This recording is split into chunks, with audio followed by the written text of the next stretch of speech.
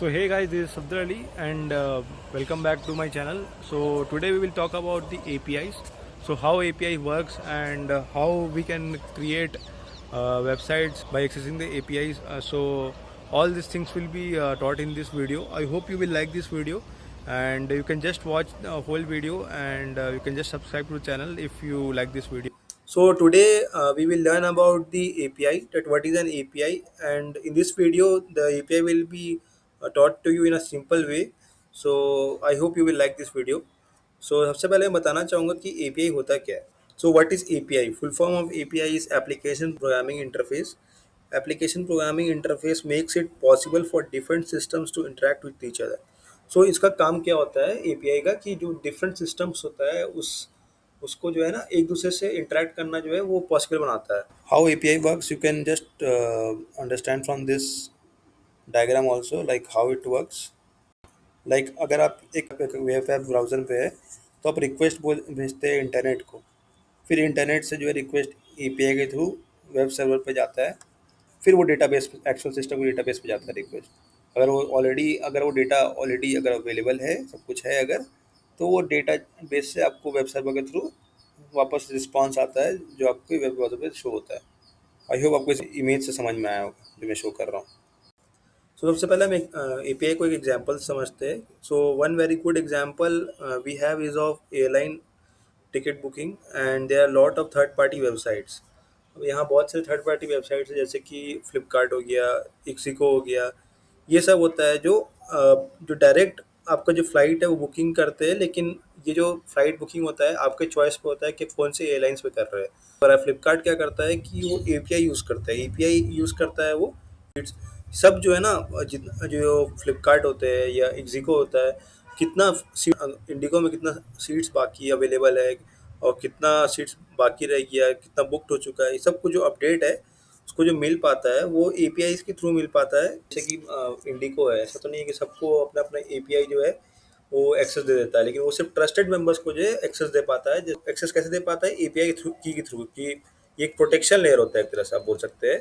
API की जो होता है प्रोटेक्शन लेयर होता है, जहाँ पर वो इंडिविजुअल जो होता है ना, जैसे सिस्टम्स होता है, जैसे अमेजोन हो गया, इक्सिको हो गया, फ्लिपकार्ट हो गया, सबको अलग अलग API की थ्रू देता है, ताकि अगर कोई डेटा का लॉस होता भी है तो उसको वो मॉनिटर कर सके. And API makes it possible for different systems to interact with each other, and those by talking to respective airlines. ऐसा तो नहीं है कि जैसे कि इंडिको है वो सब कुछ अपना जो डेटा होता है वो एक्सपोज कर देंगे सबको, लेकिन जैसे कि उनका खुद का एम्प्लॉय डेटा होता है, कितने स्टाफ्स काम कर रहे हैं, ये सब चीज़ तो वो एक्सपोज नहीं करेंगे. तो वो कुछ पार्ट एक्सपोज करना चाहते हैं, तो एक्सपोज अगर करते हैं तो कैसे करेंगे? वो API की के थ्रू एक्सपोज करेंगे, अगर वो भी किसी ऑथराइज्ड मेंबर्स को एक्सेस करेंगे, सबको एक्सेस नहीं करेंगे. और और जो मैं बोलना चाहूँगा, जो एंड पॉइंट होता है API की होता है, एंड पॉइंट होता है वो दिया जाता है यूज़र जो जो भी एक्सेस कर रहा है, जो थर्ड पार्टी वेबसाइट से, तो उसके थ्रू ही जो है डेटा एक्सेस कर सकते हैं. API एक इंटरफेस होता है जिससे आप जो एक्चुअल सिस्टम है उससे आप इंटरेक्ट कर सकते हैं. मैं बताना चाहूँगा कि एक एग्जांपल है, जैसे कि ज़ोमैटो होता है. ज़ोमैटो जो है वो अब जो फूड डिलीवरी ऐप होता है वो आप कैसे ट्रैक कर पाते हैं कि वो आपका जो फूड डिलीवरी का है कहाँ तक पहुँचा.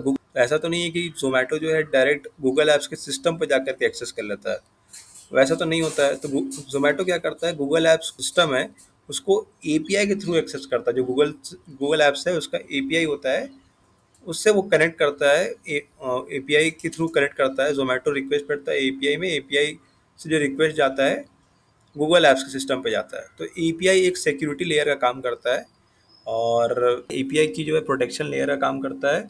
और ये प्रोटेक्शन लेयर क्या है, इसमें आप मॉनिटर भी कर सकते हैं कि अब इसमें अगर कोई अनलिमिटेड रिक्वेस्ट तो नहीं जा रहा है, ये सब चीज़ मॉनिटर होता है इसमें. और अगर कोई इलीगल एक्टिविटीज़ हो रहा है तो ये सीधा उसे जो है इनवैलिड रिक्वेस्ट बताएगा, और आपको हो सकता है वो लॉक भी कर दे. तो कुछ इसमें डॉक्यूमेंटेशन भी होता है API का. तो आप डॉक्यूमेंटेशन अगर पढ़ते हैं आप, तो कुछ नंबर ऑफ उसमें रिक्वेस्ट हो सकता है. अगर जैसे 10 होता है, 20 होता है, 40 होता है, उससे ज़्यादा अगर रिक्वेस्ट जाता है, इनवैलिड रिक्वेस्ट जाता है, तो वो लॉक भी कर देता है सिस्टम को. और मैं बताना चाहूँगा API जो होता है वो फ्री होता है, जो पब्लिक के लिए होता है, कोई कोई जो एपीआई होता है वो फ्री होता है। जैसे कि अब गूगल मैप्स का जो एपीआई होता है, या वेदर फोरकास्ट का जो एपीआई होता है, बहुत सारे एपीआई अवेलेबल है ऑनलाइन, आप देख सकते हैं। तो वो क्या होता है, बहुत सारे पब्लिक के लिए अवेलेबल होता है, कुछ कुछ फ्री होता है। लेकिन वहीं आप देखेंगे कुछ कुछ एपीआई होता है ना, जो वो जो इनवैल्यूएबल डेटा होता है, उसके लिए वो पेड होता है, क्योंकि वो सिक्योर रहता है डेटा, उसको मॉनिटर कर सकते हैं, सिक्योरिटी इसलिए रहता है क्योंकि वो मॉनिटर करता है कि कहीं अनलिमिटेड रिक्वेस्ट तो नहीं हो रहा है, कितना रिक्वेस्ट हो रहा है, कोई ऐसा कोई लॉगिन तो नहीं हो जा रहा है। तो ये सब चीज़ जो है ना, ये इसके थ्रू जो है, एपीआई के थ्रू पॉसिबल हो पाता है। सो एपीआई ऑथेंटिकेट करने का काम करता है। So we can send a request with the API की, and we will get a proper response from the actual system. कोई एपीआई में जैसे अगर लिखा हुआ कोई लिमिट 40 टाइम्स में, अगर आप 40 टाइम्स, अगर आप ऑलरेडी इसमें एपीआई में आपने रिक्वेस्ट भेज दिया और सब रिक्वेस्ट गलत है, और आप 41st टाइम अगर क्लिक करते हैं, तो वो एपीआई है ना, आपको ब्लॉक कर देता है।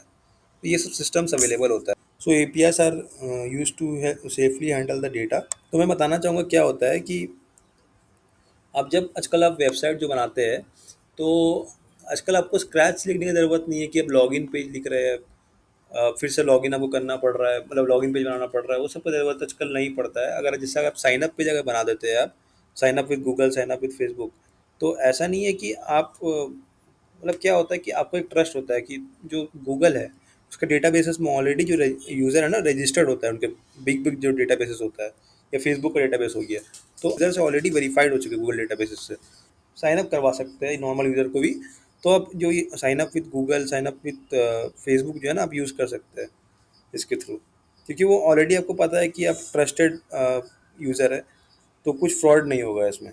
नेक्स्ट एग्जांपल हम देख सकते हैं कि जैसे कि वैक्सीन होता था, जब हम लोग वैक्सीन जब बुक करते थे, तो उस टाइम में बहुत सारा जो टेलीग्राम ग्रुप्स बना हुआ था। टेलीग्राम ग्रुप्स में क्या होता है कि आपको नोटिफिकेशन आ रहा था कि जैसे कि यहाँ पर वैक्सीन अवेलेबल है, या इस एरिया में वैक्सीन अवेलेबल है। ये कैसे हो पा रहा था, ये हो पा रहा था एपीआई के थ्रू।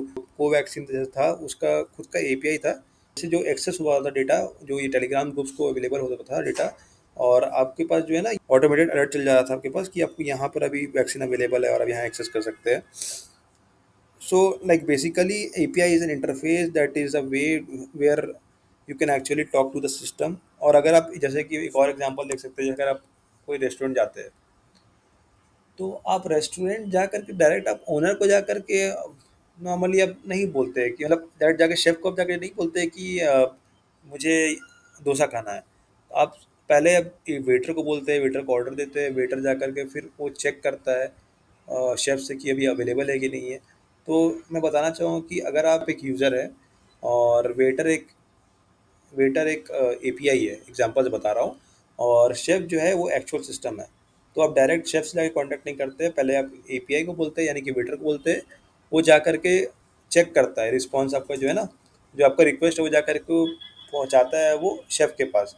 तो शेफ़ जो है वो रिस्पॉन्स करता है कि वो एक्चुअल में वो डेटा अवेलेबल है कि नहीं, मतलब वो अब डोसा अवेलेबल है कि नहीं। फिर वो जा कर के आपको, ये वेटर जो है आपको रिस्पॉन्स देता है। सो इस एग्जांपल से आप समझ सकते हैं बेहतर तरीके से। ये बहुत सारे आप जो है ना, आप एप्लीकेशन बना सकते हैं प्रोग्राम से। न्यूज़ एपीआई होता है, वेदर एपीआई होता है, आप एपीआई कैसे बना सकते हैं। आने वाले वीडियो पे आई होप मैं भी अपलोड करूँगा इस टाइप का प्रोजेक्ट्स।